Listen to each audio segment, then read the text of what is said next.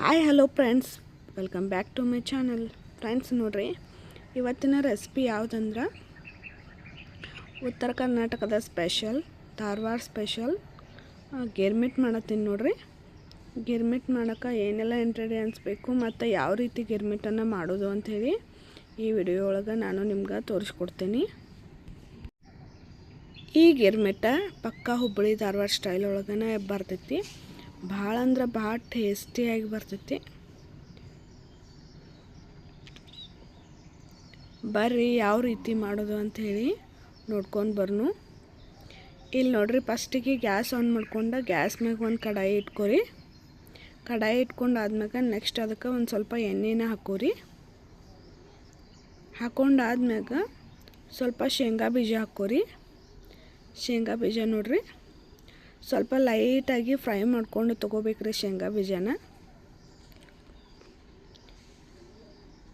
ಅಂದ್ರೆ ಅವು ಸ್ವಲ್ಪ ಕ್ರಿಸ್ಪಿ ಆಗಬೇಕು. 1-2 ನಿಮಿಷ ಅಷ್ಟೇ ಫ್ರೈ ಮಾಡ್ಕೋರಿ. ಅವು ಕ್ರಿಸ್ಪಿ ಆದ ತಕ್ಷಣ ತಗೊಂಬಿಡ್ರಿ ಫ್ರೆಂಡ್ಸ್ ಶೇಂಗಾ ಬೀಜ. ಯಾಕಂದ್ರೆ ಭಾಳ ತನಕ ಹುರಿದ್ರೆ ಅವು ಹೊತ್ತು ಚಾನ್ಸಸ್ ಇರ್ತೈತಿ. ಸೊ ಅದ್ರ ಸಲುವಾಗಿ ನೋಡ್ರಿ ಈ ರೀತಿ ಮಾಡ್ಕೊಂಡು ತಗೊಂಬಿಡ್ರಿ ಅದ್ರನ್ನ.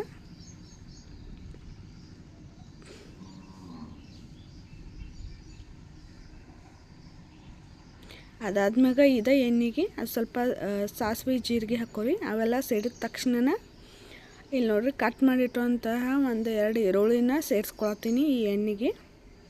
ಫಸ್ಟಿಗೆ ನಾನು ಈರುಳ್ಳಿ ಹಾಕ್ಕೊಂಡೀನಿ, ಮೆಣಸಿನ್ಕಾಯಿ ಹಾಕ್ಕೊಂಡಿಲ್ಲ. ಮೆಣಸಿನ್ಕಾಯಿ ಭಾಳ ಖಾರದವು. ಸೊ ಈ ಈರುಳ್ಳಿ ಸ್ವಲ್ಪ ಫ್ರೈ ಆದ್ಮ್ಯಾಗ 2 ಮೆಣಸಿನ್ಕಾಯಿ ಕಟ್ ಮಾಡಿ ಹಾಕ್ಕೊಂಡೀನಿ ನೋಡ್ರಿ. ಅದಾದ್ಮ್ಯಾಗ ಸ್ವಲ್ಪ ಒಂದು 1/2 ಟೇಬಲ್ ಸ್ಪೂನ್ ಆಗೋಷ್ಟು ಅರಿಶಿನ ಪುಡಿನ ಹಾಕೋರಿ. ಟರ್ಮರಿಕ್ ಪೌಡ್ರನ್ನ ಹಾಕೋರಿ. ನೆಕ್ಸ್ಟ್ ನೋಡ್ರಿ, ಇದಕ್ಕೆ ಏನು ಹಾಕೋಬೇಕಪ್ಪ ಅಂದ್ರೆ ಹುಣಸೆ ಹಣ್ಣನ್ನು ಸ್ವಲ್ಪ ಹಾಕೋಬೇಕ್ರಿ. ರುಚಿಗೆ ತಕ್ಕಷ್ಟು ಒಂದು 1/2 ಟೇಬಲ್ ಸ್ಪೂನ್ ಆಗೋಷ್ಟು ಉಪ್ಪನ್ನು ಸೇರಿಸ್ಕೊರಿ. ನೆಕ್ಸ್ಟ್ ಈಗ ಹುಣಸೆ ಹಣ್ಣು ಹಾಕ್ಕೊಳತ್ತೀನಿ ನೋಡ್ರಿ. ಹುಣಸೆ ಹಣ್ಣು ಹಾಕೊಂಡಾದ್ಮ್ಯಾಗ ಸ್ವಲ್ಪ ಅದಕ್ಕೆ ರುಚಿ ಬ್ಯಾಲೆನ್ಸ್ ಆಗಬೇಕಲ್ಲ, ಅದ್ರ ಸಲುವಾಗಿ ಬೆಲ್ಲ ಕೂಡ ಹಾಕೋರಿ. ಇಷ್ಟಾದರೆ ನಮ್ಮ ಒಗ್ಗರಣೆ ರೆಡಿ ಆಯ್ತು ನೋಡ್ರಿ. ಟೇಸ್ಟ್ ಅಂತೂ ಸಖತ್ತಾಗಿ ಬಂದಿರ್ತೈತೆ ರೀ ಫ್ರೆಂಡ್ಸ. ನೀವು ಒಂದ್ಸಲ ಖಂಡಿತ ಇದನ್ನು ಮನ್ಯಾಗ ಟ್ರೈ ಮಾಡಿರಿ. ಈ ರೆಸಿಪಿ ಹೆಂಗಿತ್ತು ಹೇಳಿ ನಮ್ಮ ಚಾನಲ್ಗೆ ಒಂದ್ಸಲ ಕಮೆಂಟ್ ಮಾಡಿರಿ. ಇದನ್ನು ಭಾಳ ಹೊತ್ತೇನು ಕುದಿಸೋದು ಬೇಡ, 1-2 ನಿಮಿಷ ಕುದಿಸಿ ಇದನ್ನು ಆಫ್ ಮಾಡ್ಕೋಬೇಕ್ರಿ. ಇದನ್ನೇನು ಭಾಳ ಹೊತ್ತು ಕುದಿಸೋ ಅವಶ್ಯಕತೆ ಇರೋದಿಲ್ಲ. ಇದನ್ನು ಒಂದು ಸೈಡ್ಗೆ ಇಟ್ಕೊಂಡ್ಬಿಟ್ಟು ನೆಕ್ಸ್ಟ್ ನಾವಿಲ್ಲಿ ಗಿರ್ಮಿಟ್ನ ರೆಡಿ ಮಾಡ್ಕೊಂಡು ನೋಡ್ರಿ. ಅದೇ ಟೈಮ್ ಒಳಗೆ ಇಲ್ಲಿ ಪುಟಾಣಿ ಹಿಟ್ಟು ಸ್ವಲ್ಪ ಸಣ್ಣ ಮಾಡಿ ಇಟ್ಕೊಂಡೀನಿ. ಪುಟಾಣಿ ಹಿಟ್ಟು ಬೇಕಾಗ್ತೈತಿ. ಇಲ್ಲಿ ನೋಡ್ರಿ ಒಂದು ಬೊಗಣಿ ತೊಗೊಂಡಿನಿ. ಒಂದು ಸ್ವಲ್ಪ ನೀವು ಗಡ್ಗೆ ಇದ್ರೆ ಚಲೋ ಆಕೈತಿ. ಬೊಗಣಿ ಒಳಗೆ ಚುನ್ಮುರಿ ಚಲ್ತಾವು. ನಮ್ಮಲ್ಲಿ ಸ್ಟೀಲ್ ಗಡ್ಗೆ ಇರಲಿಲ್ಲ, ಸೊ ಅದ್ರ ಸಲುವಾಗಿ ಸ್ಟೀಲಿನ ಬೊಗಣಿ ತೊಗೊಂಡಿನಿ. ಮತ್ತು ಚುನ್ಮುರಿ ನೀವು ಕ್ವಾಂಟಿಟಿ ಕಡಿಮೆನ ಹಾಕೋರಿ, ಯಾಕಂದ್ರೆ ತಿರ್ವಾಡಕ್ಕೆ ಚಲೋ ಆಕೈತಿ.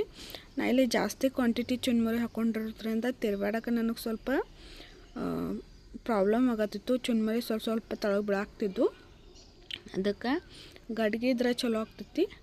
ಈಗ ನೋಡ್ರಿ, ಈ ಮಾಡಿಟ್ಕೊಂಡಂಥ ಮಸಾಲನ ಈ ಚುರ್ಮುರಿ ಒಳಗೆ ಈ ರೀತಿ ಹಾಕ್ಕೊಂಡು ಗಿರ್ ಅಂತ ಹಿಂಗೆ ತಿರುಗಿಸ್ಕೋಬೇಕು. ಆ್ಯಕ್ಚುಲಿ ಅದು ಗಡ್ಗೆ ಇದ್ರೆ ತಿರುಗಿಸೋಕೆ ಚಲೋ ಆಗ್ತೈತಿ ನೋಡ್ರಿ. ಗಿರ್ಮಿಟ್ ಯಾಕೆ ಅಂತಾರಪ್ಪ ಅಂದ್ರೆ ಸ್ಪೂನ್ ತೊಗೊಂಡು ಆ ಕಡೆ ಗಿರ ತಿರುಗಿಸ್ತೀವಿ ನೋಡ್ರಿ, ಅದಕ್ಕೆ ಗಿರ್ಮಿಟ್ ಅಂಥೇಳಿ ಹೆಸರು ಬಂದೈತಿ ನೋಡ್ರಿ. ಈ ರೀತಿ ಎಲ್ಲನೂ ನೀಟಾಗಿ ಗಿರ ಅಂತ ಮಿಕ್ಸ್ ಮಾಡ್ಕೋಬೇಕು. ಟೇಸ್ಟ್ ಅಂತೂ ಸಖತ್ತಾಗಿ ಬಂದಿತ್ತು ಫ್ರೆಂಡ್ಸ. ಅದಾದ್ಮ್ಯಾಗ ಈಗ ಸ್ವಲ್ಪ ಪುಟಾಣಿ ಹಿಟ್ಟನ್ನ ಆ್ಯಡ್ ಮಾಡ್ಕೊಳತ್ತೀನಿ ನೋಡ್ರಿ, ಮಸಾಲೆ ಹಾಕ್ಕೊಂಡು. ಈ ಗಿರ್ಮಿಟ 1-2-3-4 ಜನಕ್ಕೆ ಆಗ್ತೈತಿ.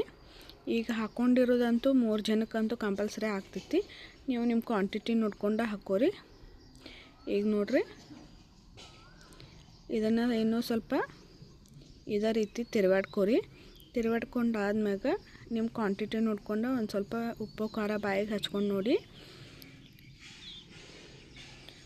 ಇದನ್ನು ಮಿಕ್ಸ್ ಮಾಡ್ಕೊರಿ. ಲಾಸ್ಟಿಗೆ ಇಲ್ಲಿ ಕಟ್ ಮಾಡಿ ಇಟ್ಕೊಂಡಂಥ ಟೊಮೆಟೊ ಸೇರಿಸ್ಕೊಳಕತ್ತೀನಿ. ಇದಕ್ಕೆ ಟೊಮೆಟೊ ಸೇರಿಸ್ಕೊಂಡು ಇನ್ನೊಂದ್ಸಲ ಈ ರೀತಿ ಮಿಕ್ಸ್ ಮಾಡ್ಕೊರಿ. ಆಯ್ತು ನೋಡ್ರಿ, ಇಷ್ಟಾದ್ರೆ ಗಿರ್ಮಿಟ ರೆಡಿ ಆಗ್ತೈತಿ. ಈಗ ನೆಕ್ಸ್ಟ್ ಸರ್ವ್ ಮಾಡ್ನು ಬರ್ರಿ. ಇಲ್ಲಿ ಒಂದು ಪೇಪರ್ ತೊಗೊಂಡಿನಿ ನಾನು. ಈ ಪೇಪರ್ ಒಳಗೆ ನಾನು ಮಾಡಿಟ್ಕೊಂಡಂಥ ಗಿರ್ಮಿಟನ್ನ ಸರ್ವ್ ಮಾಡತ್ತೀನಿ ನೋಡ್ರಿ. ಇದಕ್ಕೆ ನೆಕ್ಸ್ಟ್ ಇಷ್ಟೆಲ್ಲ ಹಾಕ್ಕೊಂಡಾದ್ಮ್ಯಾಗ ಈರುಳ್ಳಿ ನಾವು ಹುರಿದಿಟ್ಕೊಂಡಿದ್ವಲ್ಲ ಶೇಂಗಾ ಬೀಜ ಹಂಗೆ ಸ್ವಲ್ಪ ಈರುಳ್ಳಿ, ಕೊತ್ತಂಬರಿ ಸೊಪ್ಪು, ಹಂಗೆ ಶೇವ ಎಲ್ಲ ಹಾಕ್ಕೊಂಡ್ರೆ ಗಿರ್ಮಿಟ ತಿನ್ನೋಕೆ ಪಕ್ಕಾ ರೆಡಿ ಆಯಿತು. ಸ್ಟ್ರೀಟ್ ಸ್ಟೈಲ್ ಒಳಗೆ ಬಂದಿರ್ತೈತಿ. ಒಂದೆರಡು ಹುರಿದ ಮೆಣಸಿನ್ಕಾಯಿ ಇದ್ರೆ ಅಂತೂ ಮುಗೀತು ನೋಡ್ರಿ. ಇದನ್ನು ಬಹಳ ಹೊತ್ತು ಇಟ್ಟು ತಿನ್ನಬಾರ್ದ್ರಿ. ಈ ರೆಸಿಪಿ ಟ್ರೈ ಮಾಡಿದ್ರೆ ಹೆಂಗಿತ್ತು ಹೇಳಿ ನಮ್ಮ ಚಾನಲ್ಗೆ ಕಮೆಂಟ್ ಮಾಡಿರಿ. ಹಂಗೆ ಸಬ್ಸ್ಕ್ರೈಬ್ ಮಾಡ್ಕೊ.